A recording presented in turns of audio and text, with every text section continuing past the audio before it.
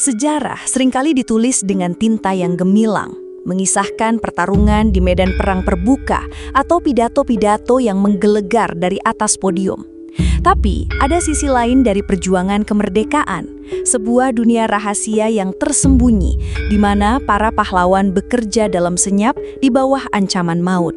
Ini adalah kisah tentang gerakan bawah tanah Indonesia, mereka yang diam-diam menenun benang-benang revolusi, mempersiapkan kemerdekaan dari balik tirai. Ketika Jepang menguasai Nusantara, mereka menerapkan kontrol yang sangat ketat. Setiap perkumpulan, setiap pertemuan diawasi dengan cermat. Bahkan obrolan biasa di warung kopi pun bisa disalahpahami dan berujung pada penangkapan. Berbicara tentang kemerdekaan di tempat buka bisa berarti hukuman mati. Kempete, polisi militer Jepang yang terkenal kejam, menjadi momok menakutkan bagi siapa saja yang dicurigai menentang kekuasaan mereka. Namun di tengah represi yang mencekam itu, bara semangat nasionalisme tak pernah padam. Justru di sanalah, di ruang-ruang gelap dan pertemuan rahasia, strategi-strategi paling berani dirancang. Gerakan bawah tanah bukanlah satu organisasi tunggal yang terpusat, melainkan jaringan-jaringan kecil yang saling terhubung atau bahkan beroperasi secara independen namun dengan tujuan yang sama, membebaskan Indonesia. Mereka terdiri dari berbagai lapisan masyarakat. Ada pelajar dan mahasiswa yang cerdas dan haus ilmu, aktivis muda yang idealis dengan semangat berapi-api, kelompok buruh yang tertindas dan muak dengan Romusha, bahkan beberapa tentara peta atau pembela tanah air yang sebenarnya sudah berkhianat dari tujuan awal Jepang dan mulai berpihak pada bangsanya sendiri. Mereka menggunakan berbagai kedok, dari perkumpulan olahraga, pengajian, hingga kelompok studi biasa untuk menutupi aktivitas rahasia mereka. Apa saja yang mereka lakukan? Lingkup kerja mereka sangat luas, meskipun tidak terlihat di permukaan. Propaganda bawah tanah adalah salah satu kegiatan utama yang sangat beresiko, namun krusial. Mereka menyebarkan buletin-buletin rahasia yang berisi berita-berita anti-Jepang, informasi tentang kekalahan Jepang di medan perang Pasifik yang disembunyikan media massa Jepang, atau membakar semangat perlawanan dengan puisi dan tulisan yang menyentuh hati. Pesan-pesan ini disalin tangan secara manual, disebarkan dari mulut ke mulut, atau diselipkan secara sembunyi-sembunyi di tempat-tempat umum menembus sensor ketat Jepang. Mereka tahu betul, informasi adalah senjata paling ampuh untuk melawan kebohongan dan indoktrinasi penjajah. Kebenaran adalah api yang bisa membakar semangat rakyat. Selain itu, mereka juga melakukan pengumpulan informasi atau intelijen yang sangat berharga. Dengan risiko tinggi yang mengintai setiap detik, mereka mengumpulkan data tentang kekuatan militer Jepang, pergerakan pasukan, lokasi gudang senjata, hingga rencana-rencana strategis musuh. Mereka membangun jaringan mata-mata di kalangan pribumi yang bekerja di pemerintahan atau militer Jepang, memanfaatkan setiap kesempatan untuk mendapatkan data vital. Yang tak kalah penting, gerakan bawah tanah juga berperan dalam mengorganisir dan mempersiapkan pemuda.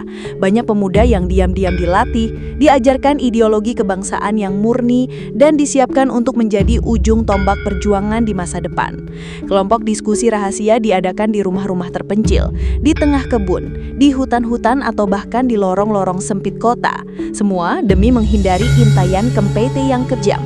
Dalam pertemuan-pertemuan inilah semangat revolusi digembleng, kesadaran nasional dibentuk, dan strategi-strategi masa depan dibahas. Mereka membentuk karakter pemuda yang kelak akan berani mendesak proklamasi. Salah satu contoh nyata adalah gerakan kelompok Sultan Syahrir yang dijuluki manusia hati nurani. Meskipun tidak terlalu dikenal sebagai pemimpin perang fisik, Syahrir adalah tokoh sentral dalam gerakan bawah tanah yang menjaga kontak dengan sekutu melalui siaran radio rahasia dan mempersiapkan mental bangsa untuk kemerdekaan tanpa bergantung pada Jepang. Ia dan kelompoknya berani mendengarkan siaran radio luar negeri seperti BBC, menyaring informasi tentang kekalahan Jepang, dan menyebarkannya secara terbatas kepada lingkaran inti pejuang dan para pemuda. Ide-idenya tentang demokrasi sosial juga menjadi bekal pemikiran bagi Indonesia merdeka. Ada juga peran vital dari kelompok Persatuan Mahasiswa Indonesia atau Angkatan Muda Indonesia yang menjadi jembatan antara para pemimpin pergerakan dengan rakyat.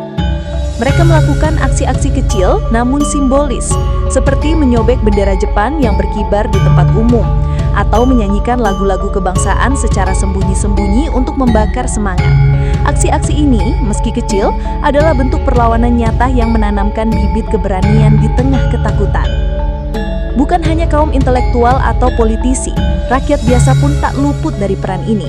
Ada yang menyediakan tempat persembunyian, menyalurkan makanan untuk para pejuang, atau menjadi kurir rahasia yang mengantarkan pesan penting. Mereka adalah gerilyawan di kehidupan sehari-hari, berkontribusi dalam skala kecil, namun berdampak besar pada pergerakan. Ibu-ibu rumah tangga menyembunyikan pejuang, pedagang kecil menyalurkan logistik, dan para buruh memberikan informasi dari dalam pabrik Jepang. Resiko yang mereka hadapi sangat besar. Setiap langkah adalah pertaruhan nyawa. Tertangkap berarti penyiksaan brutal, penahanan di penjara yang pengap, atau bahkan eksekusi tanpa pengadilan. Banyak dari mereka yang akhirnya gugur dalam kesunyian, tanpa nama mereka terukir di monumen pahlawan, tanpa patung yang berdiri megah. Namun sumbangsi mereka tak ternilai harganya. Mereka adalah pahlawan tanpa tanda jasa yang sesungguhnya, yang pengorbanan dan keberaniannya sering terlupakan dalam narasi besar sejarah. Kisah gerakan bawah tanah ini mengajarkan kita bahwa perjuangan kemerdekaan tidak selalu gemuruh di medan perang yang terbuka. Terkadang ia tumbuh subur dalam keheningan, dalam keberanian individu yang tak terlihat, dalam setiap bisikan kebenaran yang disebarkan dari satu hati ke hati lain. Mereka adalah fondasi yang tak terlihat namun kokoh, yang menopang seluruh bangunan kemerdekaan kita. Mereka memastikan bahwa ketika momen emas itu tiba, bangsa ini sudah siap. Bukan hanya secara fisik, tapi juga secara mental dan ideologis. Tanpa persiapan dan koordinasi yang dilakukan secara rahasia oleh gerakan bawah tanah ini, proklamasi kemerdekaan 17 Agustus 1945 mungkin tidak akan terlaksana secepat itu, atau bahkan tidak akan memiliki kesiapan rakyat yang memadai untuk mempertahankannya. Mereka adalah arsitek-arsitek bayangan yang membangun jembatan menuju kebebasan, meletakkan dasar bagi sebuah negara merdeka yang berdaulat. Mereka adalah bukti bahwa semangat perlawanan tak akan pernah mati, bahkan di bawah tirani terkejam sekalipun.